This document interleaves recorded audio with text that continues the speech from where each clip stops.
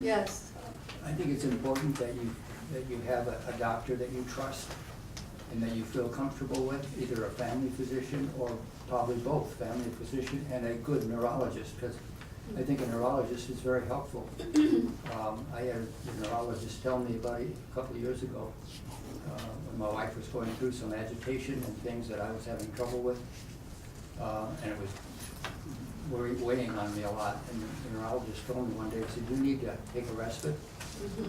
You need to do that because," he said, "one of these days, if you don't do that, she'll come in to see me and you won't be here." And that made me change quite a few things.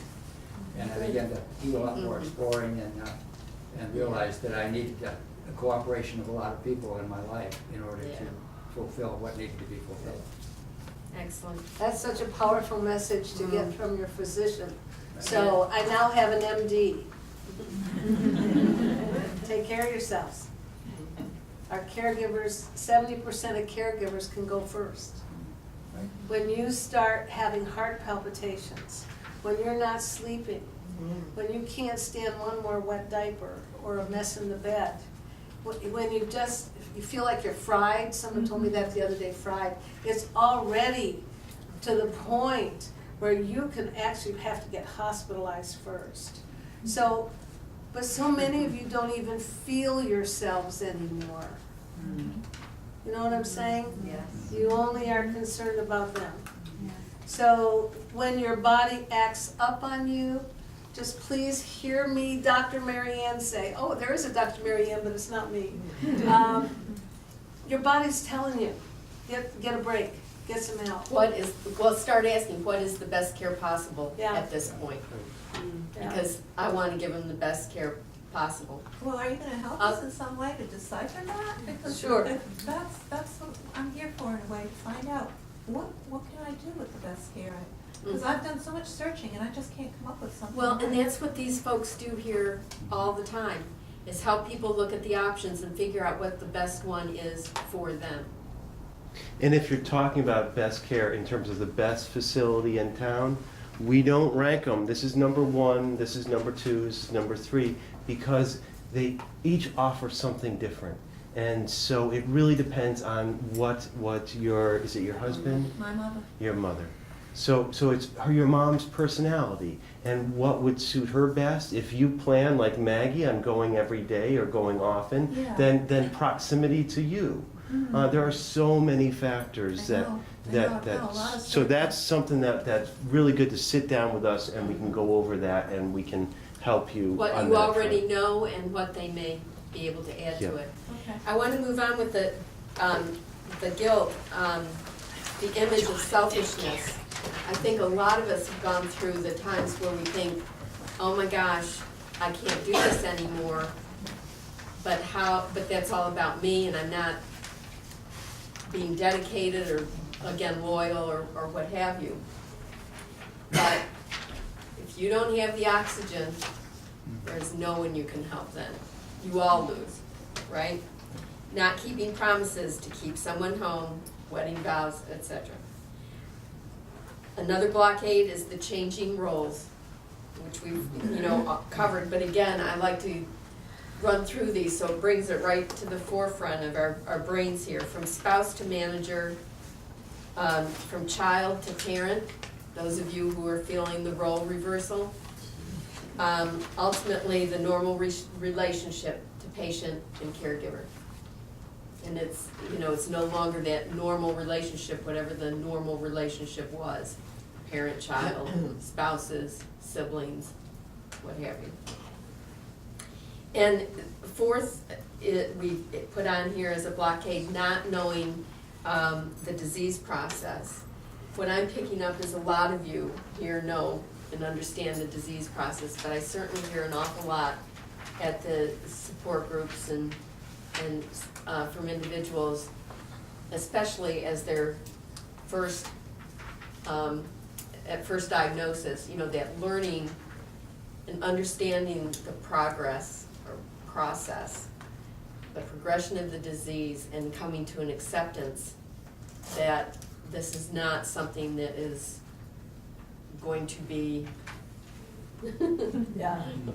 Or, you know, there's certainly some of the roller coaster, but that acceptance of, this is gonna be work.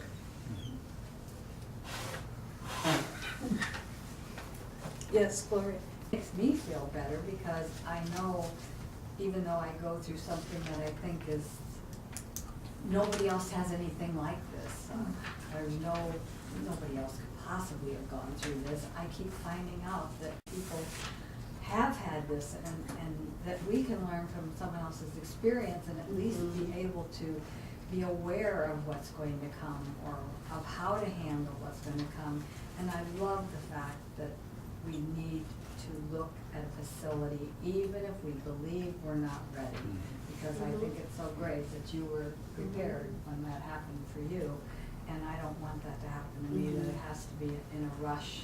So I just thank everybody for their input and for the things we have learned from you guys. It's been amazing.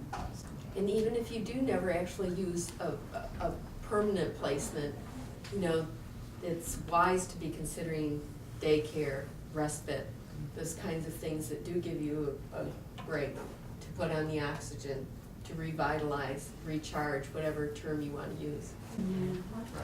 In talking all this about facilities, and my husband isn't one, I find it's very hard to grieve the loss of my husband because I'm so busy on the mechanical things of where he is and where he is. And I feel guilty that I'm not grieving more than I think I should be grieving more. The shoulds. Yeah. First of all, get rid of should from your vocabulary, okay? And you may find that even in and of itself is a roller coaster, that sometimes you'll be grieving more, as you put it, and sometimes you'll be content with the decisions you've made and where things are. We can talk more after about that if you'd like. But enjoy the peace that it brings you, that you're not grieving more. It doesn't mean you're not grieving. What, doesn't it catch up with me later? Maybe, but maybe not, which is why we can talk more, because it's kind of that individual scenario. There's not a pat answer for that. Lest you think I'm just dropping you.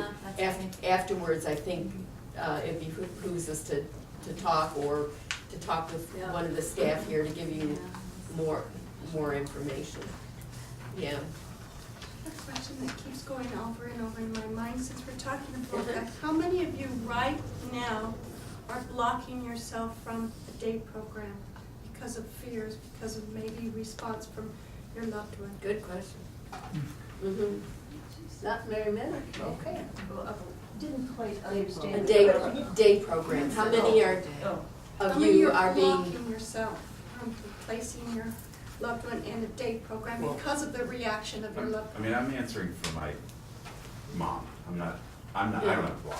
I think it'd be great for him to be Yeah.